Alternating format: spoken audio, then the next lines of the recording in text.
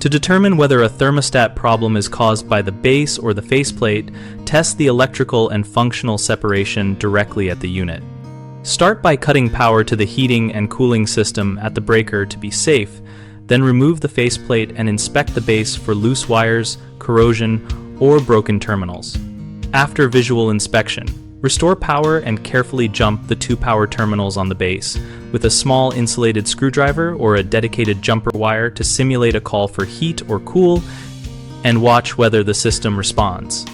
If the system runs when you jump the base, then the issue is with the faceplate, which could be a failed display, a dead internal battery, or a defective control circuit inside the thermostat head.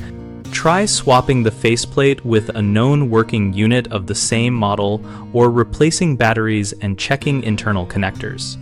If jumping the base produces no response, then test for 24-volt presence at the base using a multimeter set to the alternating current setting appropriate for low-voltage systems or a low-voltage tester.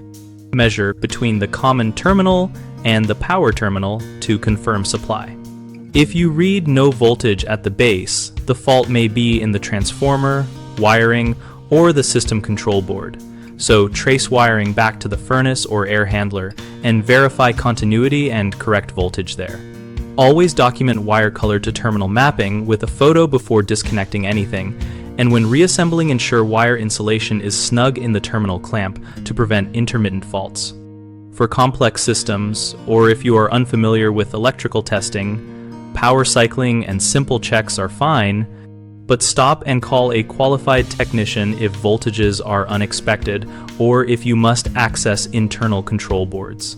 Common mistakes include assuming a dead thermostat faceplate means the base is fine, which can be avoided by jumping the base to force the system to run and by checking for power at the base. People often forget to shut power off before probing terminals, which risks damage or injury. So always turn off the breaker and confirm 0 voltage before touching wiring. Another frequent issue is mislabeling or mixing up wires when removing the faceplate. Take a clear photo and label each wire with tape before disconnecting, and that will prevent wiring errors. BigHomeProjects.com connects homeowners with local contractors and hosts a discussion community where we share real-world troubleshooting tips like component isolation for thermostats, helping homeowners get clearer information before they call for service. We help contractors find local work through listings and community engagement, and our forums support practical peer-to-peer advice.